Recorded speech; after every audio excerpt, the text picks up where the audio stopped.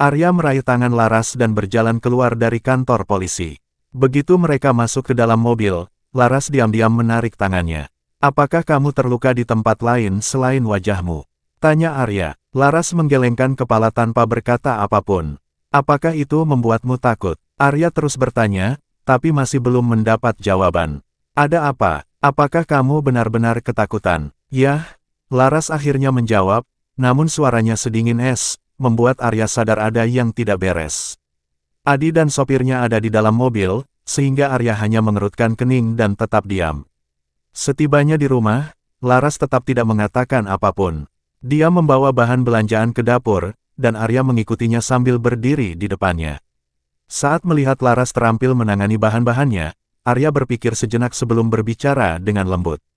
Aku minta maaf karena kamu harus mengalami itu hari ini. Laras yang sedang memotong sayuran, berhenti sejenak mendengar kata-kata itu. Ia menunduk kemudian melanjutkan aktivitasnya sambil berkata, orang itu adalah penggemar Nadia. Apakah kamu tidak khawatir ini akan menimbulkan masalah dan mempengaruhi reputasinya? Nadia tidak tahu apa-apa tentang hal ini, dan dia tidak bisa mengendalikan tindakan penggemar yang tidak rasional, jawab Arya dengan percaya diri. Bahkan jika Nadia menghadapi kritik, dia yakin bisa membantunya menyelesaikan masalah itu. Tapi campur tanganmu yang menyebabkan kekacauan ini. Jika hubungan kita terungkap, apakah kamu siap menghadapi akibatnya? Tanya Laras, nadanya semakin dingin. Arya terdiam sejenak. Dia tahu bahwa dengan memasuki dunia hiburan, status pernikahannya bisa memengaruhi citra dirinya. Namun dia meyakinkan Laras, kamu tidak perlu khawatir, aku akan meminta Benyamin menanganinya. Laras tersenyum pahit mendengar jawabannya. Dia sadar bahwa Arya selalu punya cara mengatasi masalah, dan dia tak bisa berbuat banyak. Malam itu, mereka menyelesaikan makan malam dalam keheningan dan kembali ke kamar masing-masing. Keesokan harinya, berita tentang Laras yang dicegat oleh penggemar Nadia di mal, dan pertengkaran fisik mereka telah menjadi berita utama. Ketika agen Laras menelepon, mereka sedang sarapan bersama. Arya hanya melirik Laras dengan tenang. Laras, apakah kamu dikejutkan oleh penggemar Nadia semalam? Laras belum melihat beritanya, namun ketika nama Abian muncul di layar, dia tahu itu tentang kejadian tersebut. Arya yang mendengar percakapan itu mengangkat alisnya, tampak sedikit tersenyum. Laras berkata, Abian ingin mendapatkan kontak pengacara Benyamin. Bisa, baik, aku akan kirimkan padamu lewat WhatsApp nanti, jawab Arya langsung, tanpa menunggu Laras selesai berbicara. Di ujung telepon, Abian terdengar terkejut. Siapa yang baru saja kamu sebut? Apakah aku mendengarnya dengan benar? Benyamin, pewaris keluarga Ces yang terkenal di dunia hukum. Ya, dia teman Arya, jawab Laras dengan tenang. Abian berseru, sungguh keberuntungan. Istri CEO Wiratama Group. Jangan khawatir tentang gosip online. Beri aku kontak Benyamin, dan aku akan urus semuanya. Terima kasih Bu Abian, jawab Laras. Jangan khawatir, apapun topiknya, baik atau buruk, jika kita mengelolanya dengan baik, itu bisa menjadi keuntungan. Ini bisa jadi kesempatan yang bagus untukmu sebagai pendatang baru. Tidak perlu merasa tertekan, oke? Abian berkata dengan penuh percaya diri. Setelah menelepon Abian, Laras berpikir untuk mengundang agen seniornya itu makan malam sebagai tanda terima kasih setelah situasinya mereda. Sementara itu, Arya berdiri dari kursinya. Suara kursi yang bergerak membuyarkan pikiran Laras. Aku akan pergi bekerja sekarang, kata Arya. Baiklah, jawab Laras. Aku akan pulang untuk makan malam nanti. Oke, aku mengerti. Meskipun Arya terlihat agak tidak puas, dia tetap memberikan Laras kontak Benyamin melalui WhatsApp. Setelah mengirim pesan itu, Arya menelepon Benyamin. Sebagai salah satu elit di bidang hukum, Benyamin sedang dalam perjalanan menuju kantor ketika Arya meneleponnya. Sebelum Arya sempat berbicara, Benyamin dengan nada bercanda berkata, Arya, apa lagi? Kamu sudah mempercayakan semuanya padaku. Apa yang kamu khawatirkan? Sebagai teman masa kecil, mereka saling mengerti tanpa banyak kata. Agen Laras meminta kontakmu, dan dia tidak ingin hubungan kita diekspos, kata Arya singkat. Benyamin sedikit terkejut. Jadi, kakak iparku yang tidak mau hubungan ini dipublikasikan. Aku pikir justru kamu yang tidak ingin. Arya tersenyum tipis. Aku tidak pernah memikirkan itu, hanya saja aku tidak pernah secara sengaja mengumumkannya. Benyamin tertawa kecil. Sudah lama kita tidak bertemu. Kapan kita bisa minum bersama? Beberapa waktu lagi, tanganku patah, jadi aku tidak bisa minum sekarang, jawab Arya santai. Ada apa dengan tanganmu? Aku sudah bertanya kemarin, tapi kamu tidak menjawab. Arya tentu tidak akan memberitahu Benyamin bahwa itu karena kecelakaan yang terjadi setelah dia bertengkar dengan Laras. Aku terjatuh, ujar Arya singkat. Lupakan saja jika kamu tidak mau mengatakan yang sebenarnya. Kamu memang selalu penuh rahasia. Ini pasti ada hubungannya dengan istrimu, balas Benyamin dengan nada menggoda. Sebagai pengacara, Benyamin bisa membaca Arya bahkan melalui telepon. Ketika Arya tidak menjawab, Benyamin melanjutkan, kamu dan Laras akhir-akhir ini sepertinya makin dekat. Aku pikir dengan kembalinya Nadia, kalian berdua akan segera bercerai, tapi sepertinya aku salah. Arya mengerutkan kening tapi tetap diam. Benyamin tidak peduli dan terus berbicara, istrimu itu cantik dan baik padamu. Kuncinya adalah keluargamu juga menyukainya. Orang tua selalu tahu cara menilai orang. Jika mereka pikir dia baik, pasti dia memang baik. Menurutku, Nadia tidak cocok untukmu. Lagi pula, di zaman sekarang, tidak ada gunanya mempertaruhkan cinta hanya karena rasa terima kasih setelah diselamatkan. Kerutan di dahi Arya semakin dalam. Ada hal-hal yang kamu tidak tahu. Yah, tentu saja. Kalau kamu tidak memberitahuku, bagaimana aku bisa tahu? Jawab Benyamin ringan. Arya menghela napas. Aku tidak mau membicarakannya lagi. Aku akan menutup telepon. Sebelum Arya sempat menutup telepon, Benyamin sudah menutupnya lebih dulu. Insiden Laras yang terlibat perkelahian dengan penggemar Nadia telah menyebar luas di internet, menimbulkan berbagai spekulasi. Ada yang mengatakan bahwa Nadia tidak memiliki pendirian karena tidak segera menjelaskan status hubungannya dengan pemimpin keluarga Wiratama, sehingga menyebabkan penggemarnya salah paham dan melukai orang lain.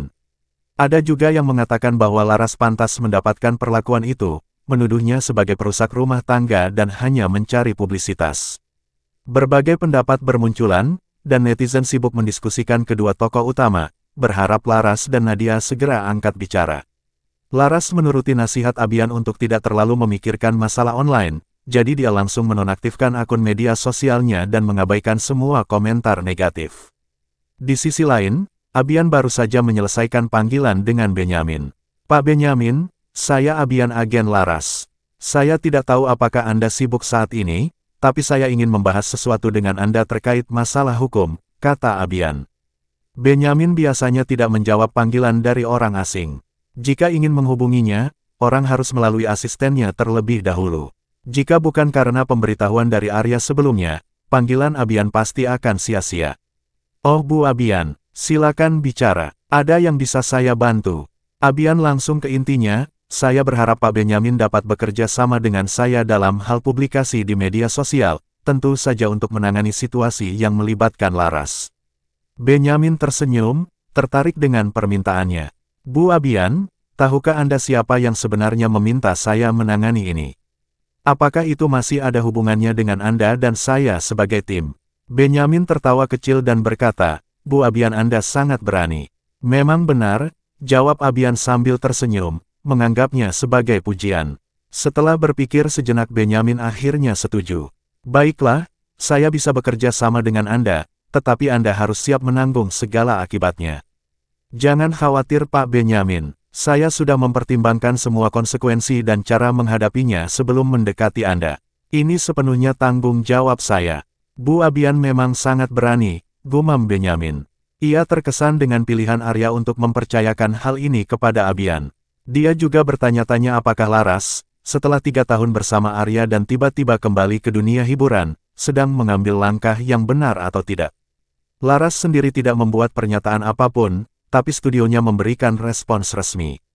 Banyak netizen bingung sejak kapan Laras memiliki studio sendiri. Tidak butuh waktu lama bagi mereka untuk menemukan bahwa studio tersebut baru didirikan kemarin, dengan hanya 2 pengikut, Laras dan Abian. Lalu, siapa sebenarnya Abian? Netizen yang penasaran segera menemukan bahwa Abian adalah mantan agen Ken, seorang selebriti terkenal, yang telah berulang kali memuji Abian dalam berbagai kesempatan. Apakah dia sekarang menjadi agen Laras? Sungguh luar biasa. Sekarang aku mulai percaya bahwa Laras benar-benar adalah pacar resmi dari CEO Wiratama. Pendatang baru di industri hiburan bisa mendapatkan perlakuan seperti ini. Apakah kalian semua salah paham? Benyaminlah pengacara yang menangani kasus ini. Ada apa dengan Benyamin? Seseorang bertanya heran. Aku baru saja memeriksanya. Benyamin lahir dalam keluarga pengacara. Firma hukum terbesar di negara ini dimiliki oleh keluarganya. Dan yang paling penting, Benyamin punya rekor tak terkalahkan sejak ia memulai karirnya. Yang lebih mengejutkan lagi, Benyamin adalah penasihat hukum keluarga Wiratama. Jawab yang lain. Kebenaran akhirnya terungkap. Laras adalah pacar resmi CEO Wiratama, gumam seseorang. Mana mungkin, Nadia adalah pacar resmi CEO Wiratama. Bantah penggemar Nadia dengan tegas. Keluarga Wiratama sudah mengklarifikasi hubungan antara CEO Wiratama dan Nadia, tapi mereka tidak mengatakan apapun tentang Laras. Apa ini tidak ada artinya? Penggemar Nadia, berhentilah menipu diri sendiri. Tambah yang lain, ngomong-ngomong, kenapa Nadia belum memberikan penjelasan tentang hubungannya dengan CEO Wiratama? Seorang netizen bertanya, tiba-tiba aku merasa Nadia sangat licik. Ujar yang lain mulai meragukan niat Nadia. Nadia yang melihat semua postingan tersebut di online merasa sangat marah. Dia mulai melempar apa saja yang ada di ruang tamu, membuat ruangan itu berantakan. Bima yang berdiri agak jauh darinya, tidak punya pilihan lain selain dengan hati-hati menyarankan, Nadia, apakah kamu ingin menelepon CEO Wiratama sekarang?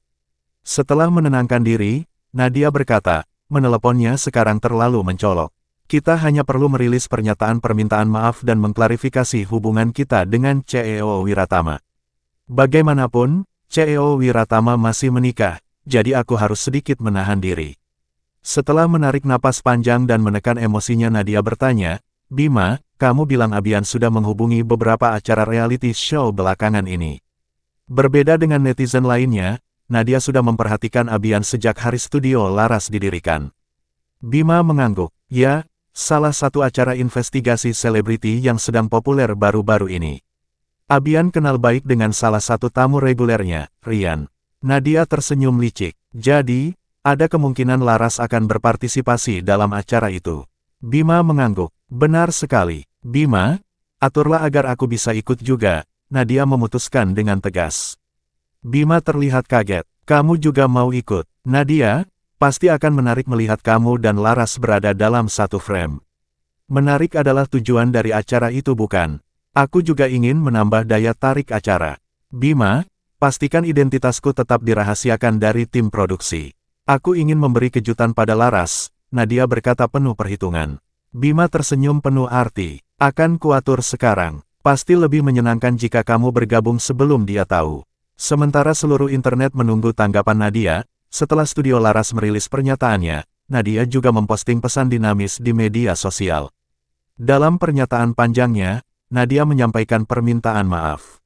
Dia mengungkapkan rasa bersalahnya sebagai figur publik karena tidak memberikan contoh yang baik dan mendorong penggemarnya untuk memiliki pandangan hidup yang lebih positif. Nadia mengklarifikasi hubungannya dengan Arya, menyatakan bahwa mereka hanya teman. Pernyataan ini sejalan dengan klarifikasi dari keluarga Wiratama, namun hal ini menimbulkan pertanyaan baru, bagaimana mereka bisa berteman, mengingat Arya adalah seorang pengusaha dan Nadia seorang selebriti dari lingkaran yang berbeda. Beberapa orang berspekulasi bahwa masa lalu CEO Wiratama yang mungkin terlibat dengan Starlight Films, mempertemukan mereka. Yang lain berpendapat bahwa Nadia terpaksa berbicara untuk memperjelas situasinya. Sementara itu, penggemar yang menyerang Laras telah dipenjara selama beberapa hari dan secara terbuka meminta maaf kepada Laras. Ia juga dipaksa untuk menandatangani perjanjian kerahasiaan oleh Benyamin, serta menghapus semua teman daringnya dan menarik diri dari klub penggemar Nadia dan kelompok Arya Nadia Lovers, sebelum akhirnya keluar sepenuhnya dari lingkaran tersebut. Setelah memikirkan situasi tersebut, Abian menambahkan, Rian sudah berjanji padaku bahwa dia akan merahasiakan partisipasimu. Ini adalah acara realitas, jadi kamu harus berhati-hati dengan perkataan dan tindakanmu. Penonton suka dengan bintang yang jujur dan apa adanya, tapi jujur tidak berarti mengungkapkan semua pikiranmu tanpa pertimbangan. Kamu perlu menemukan keseimbangan yang tepat. Aku mengerti Bu Abian. Jangan khawatir, jawab Laras. Aku percaya padamu, tapi... Abian mendecakkan lidah. Kudengar akan ada tamu misterius di episode ini, dan tim produksi benar-benar merahasiakannya. Aku tidak bisa mendapatkan informasi apapun tentang orang itu, jadi aku curiga orang ini cukup penting. Kamu harus ekstra hati-hati. Oke, aku akan berhati-hati, jawab Laras dengan tenang.